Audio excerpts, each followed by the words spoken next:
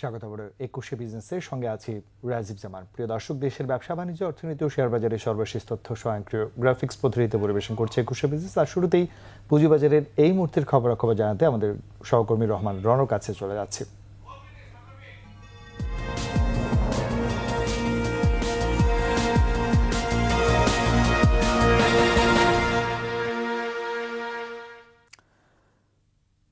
Budget পরবর্তী প্রথম কার্যদিবসে ভয়াবহ পতন দেখা যাচ্ছে ঢাকা স্টক এক্সচেঞ্জ। আমরা দেখতে পাচ্ছি ডিএসসির প্রধান ইন্ডেক্সটি ৬১ পয়েন্টের মতো পড়ে গিয়ে অবস্থান করছে ৫,১৭৬ পয়েন্টে।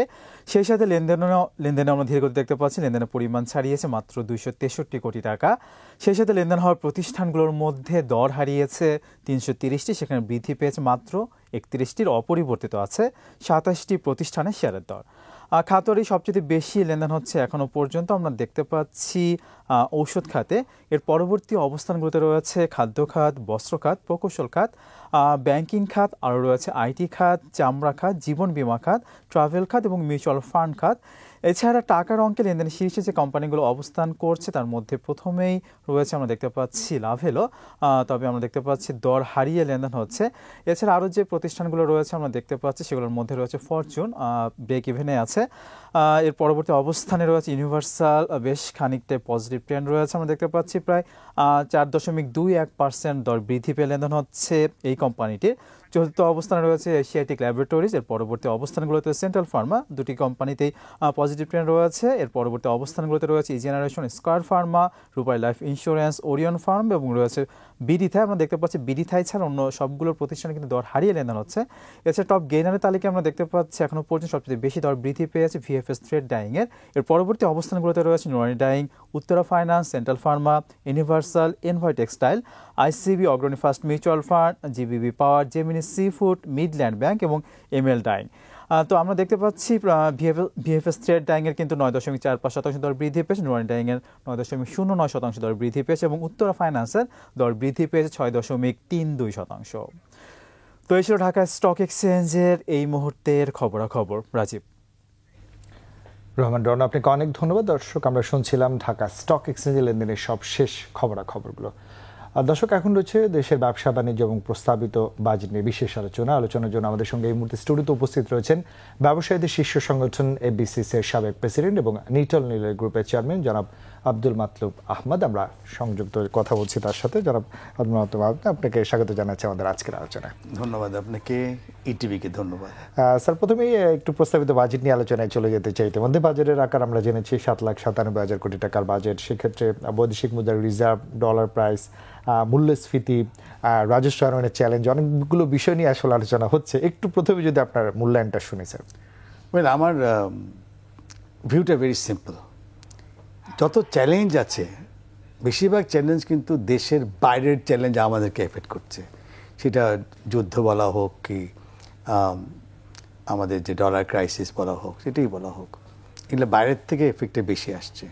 কিন্তু এই চ্যালেঞ্জের মধ্যে মাননীয় প্রধানমন্ত্রী জননেত্রী শেখ হাসিনা যে বাজেটটা এবারে দিয়েছেন, শি ট্রাইজ টু হেল্প আমাদের যারা জনগণ যারা আছে তাদের মুখে একটু হাসি কীভাবে রাখা যায়, ব্যবসা বাণিজ্য ব্যবসা করছে তাদেরকে একটু কীভাবে সচল রাখা যায়, এটাই ছিল মেইন উদ্দেশ্য। অফকোর্স সরকারের টাকা লাগবে, কারণ উনি নিজেই বলছেন যে আমি দেশ গড়ব কী করে যদি টাকাটা না পাই। সেই হিসাবে আমরা এক্সপেক্ট করেছিলাম যে হয়তো আরও বেশি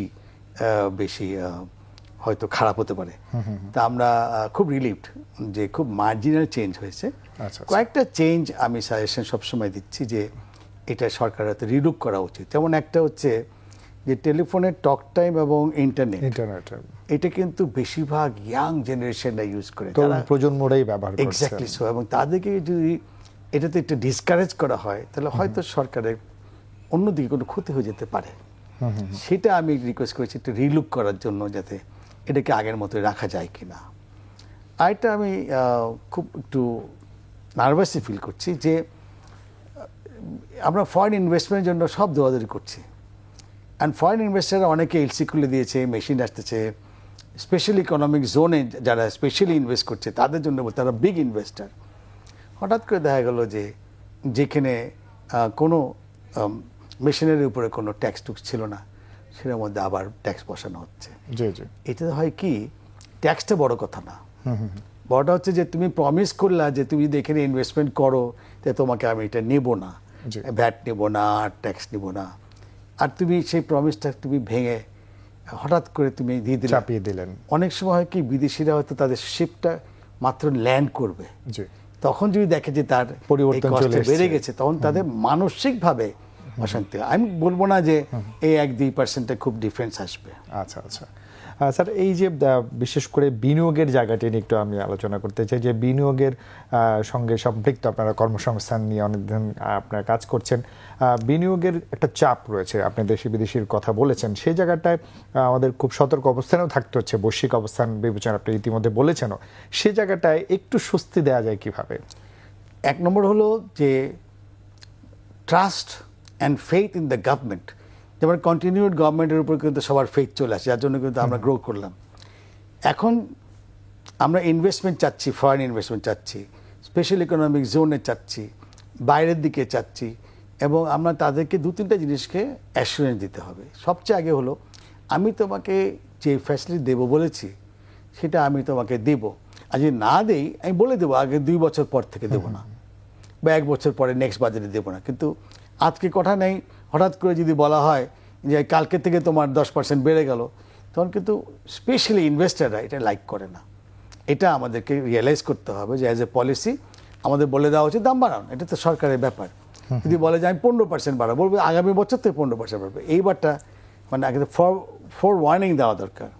সেকেন্ডলি হচ্ছে, আমি বেশিরভাগ বড় বড় ব্যবসায়ী গ্রুপদের সাথে কথা বলেছি, তাদের দেখলাম যে এনার্জির ব্যাপারে দাম বাড়ুক কিন্তু নিরবিচ্ছিন্ন পাচ্ছি না। নিরবিচ্ছিন্ন, জি। গ্যাস পাচ্ছি না, বিদ্যুৎ পাচ্ছি না, এই যে ওরা বারবার সব ফোরামে বলে, এটা একটা সমাধান দেওয়া দরকার। বলা উচিত যে তুমি এইটাই পাবা, এইটাই পাবা না, তুমি এত পর্যন্ত নিরবিচ্ছিন্ন পাবা। আচ্ছা আচ্ছা। ওটা হলো ভাইটাল যেগুলো ফাংশন হয় কোম্পানির, সেটা নিরবিচ্ছিন্ন চললো, নন ভাইটালগুলো ওরা অন্য টাইমে করলো। আমার এখানে একটা ডায়ালগ হওয়া দরকার, স্পেশালি 3টা আইটেমে। একটা হলো যে যত ইনভেস্টমেন্টের ব্যাপারে যত লগুলো আছে, এটা 2-3 বছরের একটা মনিটরিয়াম থাকতে হবে, যে 3 বছর চলবে, 1 বছর বা 2 বছর পরে বলা হবে যে আগামী বছর কিন্তু এটা সরাই দেবো, আমরা সেভাবে প্রিপারেশন নেব। সেকেন্ডটা হচ্ছে যে যারা লার্জ ইউজার্স অফ এনার্জি, তাদের সাথে সরকার বসতে হবে, এবং বারবার উনি বলছেন আমি দাম বাড়াবো, তো আমরা বলছি ঠিক আছে বাড়বো, আমরা কিন্তু নিরবিচ্ছিন্ন চাই, কিন্তু দেবো না, কিন্তু দাম বেড়ে গেল, দাম বেড়ে গেল, আমি পেলাম না, ট্রাস্ট ডেফিসিট হয়ে যায়। এখানটায় সরকারের যে এত সাকসেস, যদি এইটা একটুখানি ওনারা খেয়াল করেন, তাহলে কিন্তু আমরা যে সোনার বাংলা চাচ্ছি, আমরা যে উন্নত বাংলাদেশ চাচ্ছি, private sector can really help towards that target. অবশ্যই আমাদের ব্যক্তি বিনিয়োগকারীদের সাহসী ভূমিকা আমাদের অর্থনীতি এগিয়ে নিয়ে যাচ্ছে, সরকারের সহযোগিতা রয়েছে। স্যার, রাজস্ব আনয়নের একটা চ্যালেঞ্জ নিয়ে কথা হচ্ছে, যে এনবিআর এর খাত থেকে যেটি আসবে, এনবিআর বহির্ভূত খাত থেকে, সেখানে ব্যবসায়ীদের উপর করের বোঝা বাড়বে, এগুলো নিয়েও একটু মিশ্র প্রতিক্রিয়া আমরা দেখছি, সেখানে আপনি কিভাবে দেখছেন? না দেখেন, সরকারের তো কর লাগবে, আপনি রাস্তা চান, ব্রিজ অবকাঠামো চাই, জ্বালানি চাই, যে টাকা লাগবে না, টাকা কোত্থেকে আসবে? এখন আপনি যদি একটু ক্লোজলি মনিটরিং করেন, আপনি দেখবেন যে মাত্র 40 লাখ মতো লোক অ্যাকচুয়ালি ট্যাক্স দিচ্ছে, 1 কোটির মতো আপনার ইটিআইএন রয়েছে আমাদের, দিচ্ছে যে তারা রেজিস্টার্ড, কিন্তু তারা দিচ্ছে না। আমার কথা হচ্ছে, এই যারা দিচ্ছে এদের উপর চোখটা সরিয়ে, যারা দিচ্ছে না বা যারা ক্যাপাসিটি আছে তারা রেজিস্টারও করে নাই, এনবিআর এর সক্ষমতা এখানে বাড়াতে হবে। আর এনবিআর বড় বড় টার্গেট দিয়েছে, এনবিআর চেয়ারম্যান সাহেব উনি নিজেও নাকি বলেছেন যে ইনোভেশন উনি করতে পারছেন না টার্গেট দেখতে দেখতে। তো সেই জন্য ওইটাও সরকারকে বোঝা উচিত, ওনার সাথে বসা উচিত, যে ওনাদের 2টা টার্গেট হওয়া উচিত। একটা হলো যারা দিচ্ছে তাদের টার্গেট, আর যারা দিচ্ছে না ওকে কিভাবে আনা যায়, তখনই কিন্তু এই যে সমালোচনা আমরা এনবিআর কে নিয়ে করি, এটা থেমে যাবে। যারা দিচ্ছেন তাদের উপরে বেশি চাপটা লাগলো না। এবং লাস্ট যে আমরা আলাপ আলোচনা করেছিলাম মাননীয় প্রধানমন্ত্রীর সাথে, সেখানে উনিও বলেছেন যে আমি ইনসেন্টিভ দিয়েছিলাম এনবিআর এর, যে যদি এক্সট্রা টাকা আনো তোমাকে আমি 10% 20% যেটা দেয় আর কি।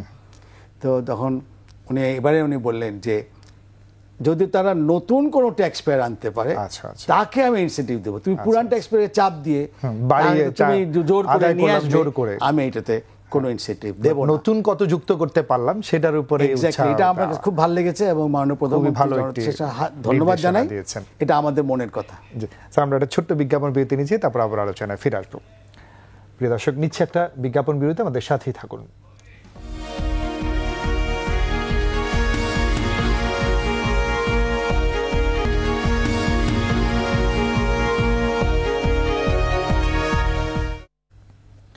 স্বাগত আবারও 21শে বিজনেসে। দর্শক, আমরা বিরতির আগে দেশের ব্যবসা বাণিজ্য এবং প্রস্তাবিত বাজেট নিয়ে আমরা আলোচনা করছিলাম এফবিসিসির সাবেক প্রেসিডেন্ট এবং নিটল নীলের গ্রুপের চেয়ারম্যান জনাব আব্দুল মাতলুব আহমদের সাথে। তার সাথে আবার যুক্ত হচ্ছে স্যার, আমরা আলোচনা করছিলাম বাজেটের ভালো মন্দগুলো নিয়ে। এবার একটু আসতে চাই যে বিশেষ করে স্বল্প মধ্যম আয়ের মানুষের যে কষ্ট বা মূল্যস্ফীতি নিয়ে অনেক বেশি আমরা দেখছি এবং সেটিকে নিয়ন্ত্রণে আনা, সেখানে আপনাদের বড় একটা সহযোগিতা প্রয়োজন, সরকারেরও একটা দিক নির্দেশনা আছে। এই জায়গাটায় আসলে সহনীয় করতে যদিও আন্তর্জাতিক একটা চাপ তো আছেই, কি করা যায় স্যার? না, জনগণের মুখে হাসি ফোটানো কিন্তু আন্তর্জাতিক চাপের ব্যাপার স্যাপার নেই, এটা আমাদের সরকারের নীতি আছে। এবং মাননীয় প্রধানমন্ত্রী জনতা শেখ হাসিনা এবারের ইলেকশন এজেন্ডার মধ্যে কিন্তু এই যে ইনফ্লেশনটাকে কী করে দমানো যায়, that was one of our agenda. এবং নতুন সরকার আসার পরপরই কিন্তু উনি এটা নিয়ে কাজ করছেন। এখন যদি খেয়াল করে দেখবেন যে এই বাজেটে আমরা কি পেলাম, এই বাজেটে কিন্তু নিত্য প্রয়োজন জিনিস 30টা ওনারা ক্যাটালগিং করেছেন, করে যেটা 2% সোর্স ট্যাক্স ছিল সেটাকে একে নিয়ে আসছেন। আমি রিকোয়েস্ট করেছি সবখানে যে সরকার যে নিত্য প্রয়োজন জিনিসগুলোকে জনগণের ক্রয় ক্ষমতার মধ্যে আনার জন্য এককে যদি শূন্য করতে হয়, যদি কিছু সাবসিডিও দিতে হয়, দেওয়া উচিত।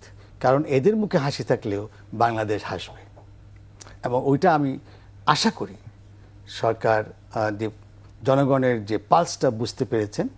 এবং আমি এই যে এখন নেগোসিয়েশন সরকার করছেন বিভিন্ন জায়গাতে, আমার খুব বদ্ধ ধারণা যে উনি বড় বড় যারা ব্যবসা করেন এই নিত্য প্রয়োজন, ওনাদের সাথে ওনারা বসবেন, বসে কমিটমেন্ট নেবেন যে এই বছরে এই কষ্ট যাতে আমাদের জনগণ না পায় তার সলিউশন দেবেন। সরকারের সাহায্য দেবেন। আমরা প্রাইভেট সেক্টরে যারা বড় বড় বিজনেস করে তাদের দিতে হবে, প্লাস টিসিবিকে আরেকটু বড় করতে হবে। এবং যে রেশন কার্ডটা দেওয়া, যে সিস্টেম দেওয়া হচ্ছে, যে গরিবদের জন্য কিছু ফান্ড দেওয়া হচ্ছে, সেটাও আরেকটু বাড়বে বলে আমি মনে করি। অবশ্যই আমরা চাই সরকার যাদের জন্য সুযোগটি দিয়েছেন তারা যেন আসলে বাস্তবায়িত রূপে এটি পায়, সেদিকে অবশ্যই ব্যবসায়ীদের সহযোগিতা লাগবে। বারবার মাননীয় প্রধানমন্ত্রী যেটি বলেন। স্যার, একটু আসবো আরেকটি বিষয় নিয়ে অনেক বেশি আলোচনা হচ্ছে, অপ্রদর্শিত অর্থের সুযোগ দেয়া, সেই বিষয়টি নিয়েও মিশ্র প্রতিক্রিয়া আছে, আপনি কি বলবেন? বলে আমি এটা বলবো যে 1 নম্বর, যারা টাকা পাচার করে নিয়ে যান বিদেশে, অবশ্যই তারা দেশের শত্রু। আর যারা ট্যাক্স অ্যাভয়েড করেছে, পয়সা কিছু জমায় ফেলেছে, তারা কিন্তু ওই পয়সাটা বৈধ পথে আনতে পারছে না। আমি মনে হয় গভর্নর সাহেব বা ফাইন্যান্স মন্ত্রী মহোদয়ের শুনেছিলাম যে ওনারা রিজনস ফর ডুইং দ্যাট। আমি এর সাথে একমত যে যদি এই টাকাগুলো যেটা আজকে আমাদের ইকোনমির বাইরে আছে তারা যদি পাচার হয়ে যায় তা আমার তো সবই গেল।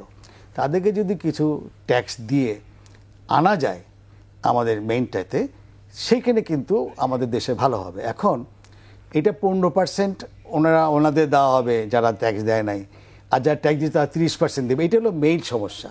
আমার সাজেশন হচ্ছে এদেরকেও 30% করে দাও, তখন তো এই সমালোচনা থেমে যাবে। তারা আগে দেয় নাই, এমন শ্রীলঙ্কা থেকে শুরু করে সৌদি আরবে দেখলাম আপনি পেনাল্টি ছাড়া আপনি ট্যাক্স দিতে পারবেন। তো যখন আমি 30টা, ওরা 30 দিচ্ছে, আমি 30 দিব। যদি নর্মালটা 25 দেয়, যারা ট্যাক্স দেয় না তারা 25 দিল, পেনাল্টি হবে না, আর পিছনে আর ক্ষতি করবে না। যে বললেন যে তুমি ডিক্লেয়ার করো, তোমার পিছনে কেউ লাগবে না, এগুলো দরকারই নাই। আমি ডিক্লেয়ার করেই দেবো, ডিক্লেয়ার করে তুমি 30 দিচ্ছ, আমিও 30 দেবো, তাহলে কিন্তু এই সমালোচনা থাকে না এবং মূল অর্থনীতিতে এই টাকাটা ফেরত আসে। মেইন ফাংশনটা, আমার উদ্দেশ্যটা কি, এইটা হলো এই টাকাগুলো যেটা আজকে ইকোনমির বাইরে না বা ইকোনমির বাইরে মূল অর্থনীতি, আমাদের এখানে চাক্কাটা আরো বড় হবে। স্যার, একটু আসতে চাই যে আমাদের যে নানা চ্যালেঞ্জের মধ্য দিয়ে বাংলাদেশের অর্থনীতি অগ্রগতি ঈর্ষণীয়, এটি স্বীকার করতে হয়।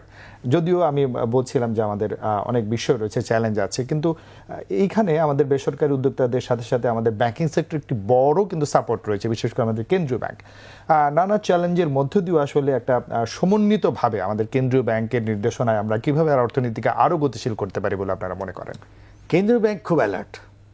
ডলার সাপ্লাই মানি সাপ্লাই। তো আমি দেখেছি ওনারা অনেকভাবে চেষ্টা করেন ডলারটা একটু কীভাবে রিজনেবল রাখা যায়, কী করে মানি সাপ্লাইটা দেখা যায়, এবং ওনারা একসময় কিন্তু টাকা ছাপিয়েও আমাদেরকে টাকা সাপ্লাই করে দিয়েছেন। এখন কিন্তু ওনাদের ধারণা হচ্ছে যে আমরা না ছাপিয়ে আমরা ব্যবসায়ীদেরকে টাকা অ্যাভেলেবেল করতে চাই, ব্যাংকের কাছে অ্যাভেলেবেল করতে চাই, ডলারটা আমরা রিজনেবল রাখতে চাই। আল্লাহর রহমতে আমি এটা বলবো, এক কথাই বলবো, কারেন্ট যে বাংলাদেশ ব্যাংকের গভর্নর সাহেব আছেন, রউফ সাহেব, he has done a wonderful job. আমাদের কিন্তু এক্সপেকটেশন ছিল ডলারটা 150-60 চলে যাবে। একসময় বলছিলাম যে পাকিস্তানের 280 হয়ে গেছে, আমাদেরও এমন হবে, কিন্তু আল্লাহর রহমতে হি হ্যাজ কন্টেইনড ইট। অনেকে অনেক সমালোচনা করে, কিন্তু আমরা এন্ড রেজাল্টে থেকে, আমরা তো মাটিতে থাকি, ব্যবসা করি ডাইরেক্টলি, তো সেখানে আমি যা দেখতে পাচ্ছি it's a very tough job এই ইকোনমিতে আপনার মানি সাপ্লাই ঠিক রাখা। বরঞ্চ আমি এটা বলবো যে অনেক বড় বড় ব্যবসায়ী আছেন যারা হয়তো ঋণ খেলাপি হয়ে আছেন, তাদেরকে যদি কোনো মতে একটুখানি তারা যদি একটু দয়া করে যাই ঋণ খেলাপিগুলো যদি তারা দিয়ে দেয় ব্যাংকে, তাদের দরকার লাগলে সব ইন্টারেস্ট মাফ করে দেন। আমার কারণ জানি মনে হয় এরকমভাবে ব্ল্যাক মানি, হোয়াইট মানি এইসব কথাটা না বলে যারা ঋণ খেলাপি আছে, ঋণ খেলাপি হয়েছেন যারা অনিচ্ছাকৃত, তাদের প্রিন্সিপাল জানিয়েছেন, প্রিন্সিপালটা ফেরত দিয়ে দাও। তাহলে এই মনিটরিং দিক 1 বছর, দেখেন যে এই যে শর্টেজ অফ ফান্ড থাকবে না। জি স্যার, আমরা মোটামুটি আলোচনার শেষ দিকে চলে এসেছি। অবশ্যই আমরা দেখছি যে সারা বিশ্বের মধ্যে আমাদের অর্থনীতি নিয়ে আলোচনা হয়, বেঙ্গল টাইগার্স, আমাদের ইকোনমি এগিয়ে যাচ্ছে, আরও এগিয়ে যাবে। অবশ্যই সেখানে সমন্বিত একটা উদ্যোগ রয়েছে মাননীয় প্রধানমন্ত্রী সাহসীর ভূমিকার পাশাপাশি বাস্তবায়নের জায়গা রয়েছে, তাদের ভূমিকাটা অনেক বেশি প্রয়োজন। আপনারা যারা ব্যবসায়ী রয়েছেন তাদের ভূমিকাটা প্রয়োজন। সমন্বিতভাবে আমরা দেশকে অর্থনৈতিকভাবে সমৃদ্ধ করতে, সোনার বাংলার আমরা যে উন্নত বিশ্বের স্বপ্ন দেখি, সে জায়গাটায় প্রত্যাশা দিয়ে যদি শেষ করেন। আমি এটাই বলবো, মাননীয় প্রধানমন্ত্রী জনতা শেখ হাসিনা সেই ভোরবেলাতে শুরু করেন, রাতে 10টা-11টা শেষ করেন, continuously for so many years. খুব কম লোক আছে যে এই ধৈর্য থাকবে, এবং আমরা তার রেজাল্ট পাচ্ছি।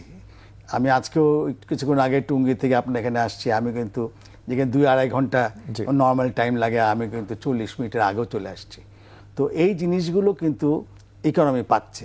এখন যেটা হচ্ছে আমাদের এনার্জি, তার ব্যাপারটা, আর সরকারের যে ভিশনটা তার ব্যাপারটা, আর জনগণের মুখের যে হাসি, নিত্য প্রয়োজনীয়, এই তিনটা যদি একটু কোনো মতে আমরা সমন্বয় করতে পারি, তাহলে কিন্তু দেশ যেভাবে এগিয়ে যাচ্ছে তার চেয়ে বেশি আগাতে পারবে। অবশ্যই আমরা সেই প্রত্যাশা রাখছি। নানা চ্যালেঞ্জের মধ্যে দিয়েও বাংলাদেশ মাননীয় প্রধানমন্ত্রীর সাহসী ভূমিকা আপনাদের মাধ্যমে আরও এগিয়ে নিয়ে যেতে পারবেন, সেই প্রত্যাশা রাখছি। আপনাকে ধন্যবাদ আমাদেরকে সময় দেওয়ার জন্য। আপনাকে অনেক ধন্যবাদ, ইটিভিকে ধন্যবাদ।